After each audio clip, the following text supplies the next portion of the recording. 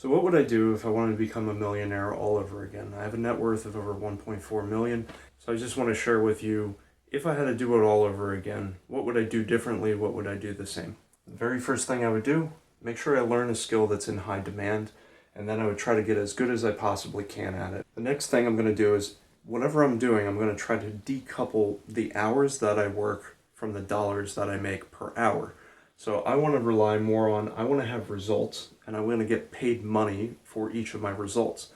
And if I find a way to become more productive and generate more results, generate more products, more sales, manufacture more, or if I'm farming or having a business, whatever that might be, I want to decouple my time from the money that I get paid. That way I have an unlimited amount of money that I can earn in whatever time that I use to generate that.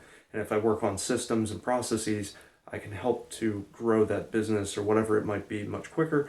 Look for buying new machines that could increase my productivity. Live on less than you earn. The reason for this is your money, especially when you're younger, if you can start investing that, it can grow very big over a period of time. Compounding interest is great over long periods of time. It doesn't seem like much in short periods of time, but over a lifetime it can make a huge difference. So I'd look to budget, make sure I have some excess at the end of the month, find either ways to make more money or reduce spending in somehow. Now, when you're starting out and you're young, you tend to not have that much disposable income, so you might pick up a side hustle, work a couple extra hours, try to increase your income as much as possible, increase productivity, things like that. You're going to want to save about $1,000. Make sure you have some type of emergency fund because it's going to rain. There's going to be hard days. You're going to blow a tire on your car. Alternator is going to go. Something's going to happen. It's going to cost several $100s. Usually about $1,000 can smooth that out a little bit. If you're like me, I started out $43,000 in debt before I started really growing my net worth. So pay off all your high interest debt. So your credit cards, your school loans, your car loans, that sort of thing. So I got a couple of degrees in chemistry, chemical engineering, master's in chemical engineering, and professional engineering license. And that's why I was learning an in-demand skill. That set me back about $43,000 in student debt. And then I spent the first 2 years basically as I was working. I was making a little bit less than $60,000 a year, and I paid off about 20-something thousand dollars a year. Now, most of my furniture when I started out, I actually got from college dorms when they would move out. They would throw everything in the dumpster, and I'd basically go dumpster diving. And I had an old car. None of my cars were probably more than $2,000 when I started out, and I would constantly have to fix them. So I got really good at mechanic work, so that's why I have my other YouTube channel that shows you how to fix cars. 5, what I would do is make sure I invest as early as possible and dollar cost average every payday. So the reason I say invest early is if you put this in a compound interest calculator, if I put $1 away when I'm 20 and I don't touch that until I'm 65, let's say, for 45 years, and I'm earning after inflation about 7%, that still comes out to 23 times whatever I put in at that time if I'm getting after inflation about 7%. And I'll show you more on the channel of how do you actually get something like that. It's basically the S&P 500 returns about 10 to 11% on average over the course of the past 30 years. And if you take away inflation, you get about 7-8%, somewhere in that range. So if inflation's high, generally you get a little bit higher on that as well. All investments carry risk, can lose value, and past performance does not guarantee future performance. Why also do I say dollar cost average for every payday? Well, there's a really good reason this is psychological. If every time I want to invest, many people will then have a debate, should I invest $500 now? Is the market going up? Is it going down? What should I do? What should I do? And then people do nothing. And then they lose out on potential gains over a long period of time. So with dollar cost averaging, whenever you have a slump and the stock market's going down, you're effectively buying more shares per dollar than you would otherwise. And when the stock goes up, you're still buying. But it takes away basically that should I not, and it automates the process. If you don't automate the process, effectively people will stop doing it and then they give up. One of the things I like to do when I invest, I use tax advantage accounts. So these would be things such as like your employer 401k or 403b, or you can have like an individual retirement agreement or individual retirement account, an IRA.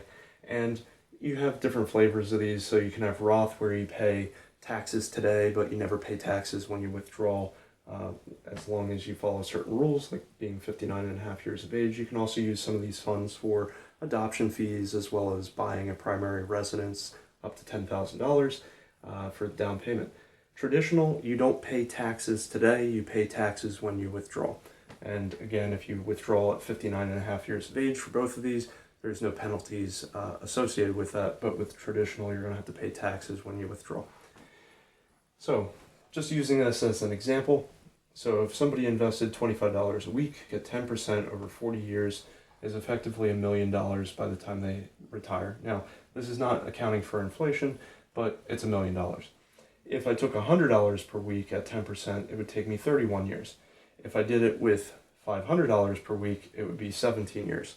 So that's just an idea of how people get to $1 million. One of the things I would have done differently, and I wanted to do it at the time, but my wife had a veto on this, I would have bought real estate that had additional rental property in it. So a duplex, a triplex, or a quadplex. So there's multiple units, but I still live on the property.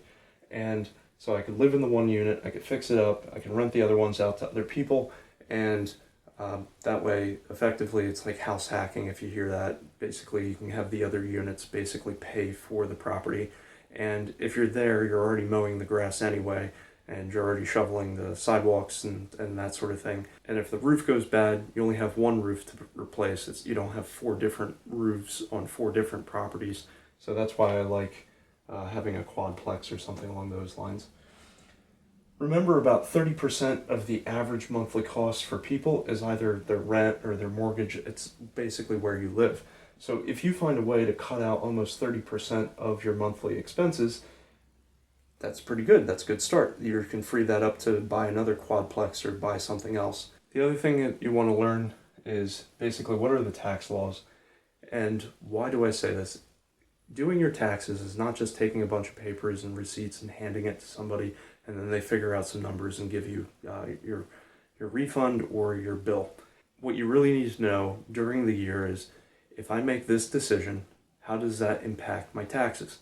So one example is, if I have short versus long capital gains, say I have an investment and I sell it off, less than 364 days, guess what? That's now being taxed at my normal, ordinary income taxes.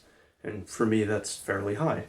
But if I wait more than 365 days, effectively I have long capital gain taxes, which are 0% if you make below a certain amount. I believe that's about $80,000, or 15, or a max of 20%. Let's say Warren Buffett makes $1 billion a year or something along those lines, and he's selling stocks and things like that. But if he held them for more than a year, he has long-term capital gains, so he's only taxed at 20%. Whereas if somebody sold it on a short-term capital gains, made that amount of money, you'd be taxed about 37+%. It depends, the taxes change year to year, but that would be about ordinary income at that high level. If you've ever heard the joke that Warren Buffett's secretary pays a higher tax rate than Warren Buffett, this is where it comes from. By going with long-term capital gains, understanding the tax laws, he's only paying about 20% taxes, whereas the secretary might be effectively just ordinary income, and she could be paying, above 20%. So that's where that comes from. Let's say I bought a house, and I lived in it for 2 of the previous 5 years. There's something called a capital gains exclusion on a home, and what that means is, if I'm single, I don't pay capital gains on $250,000 of gains. That's pretty nice. If I'm married, which I was at the time, I can make $500,000. So I can make $500,000 of profit as long as I live there for 2 years out of the prior 5. We don't have to pay any capital gains on $500,000. So knowing tax law is very good, because imagine if I wanted to move after a year and 11 months and I made a profit of several hundreds of thousands of dollars. If I didn't know tax law, I would move and pay taxes on all, say, $500,000 of gains. But being that I know tax law, I would wait at least 1 day beyond the 2-year period so that I can exclude all the capital gains on that.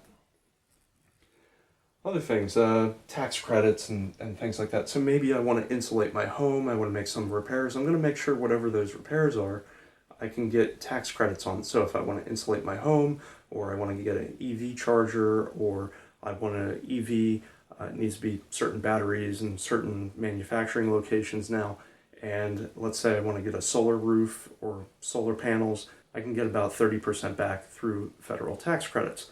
So because I know what those tax credits are and how they work, I'm going to take advantage of them.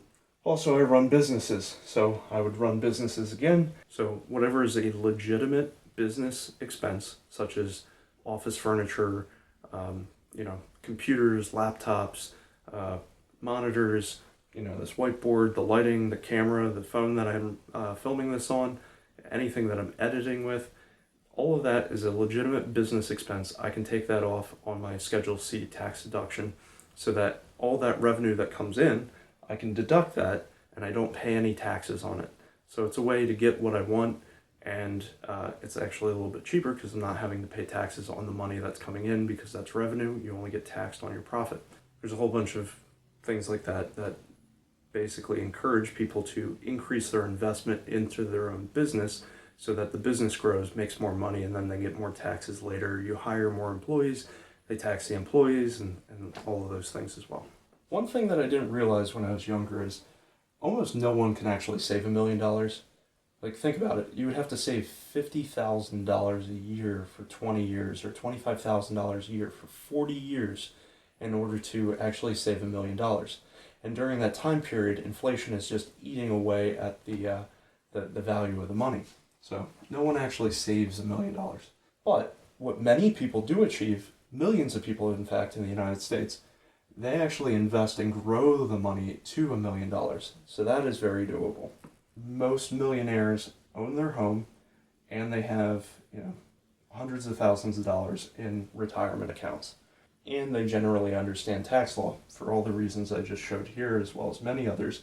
The overwhelming majority of millionaires also receive $0 in terms of inheritance or any money to get started with.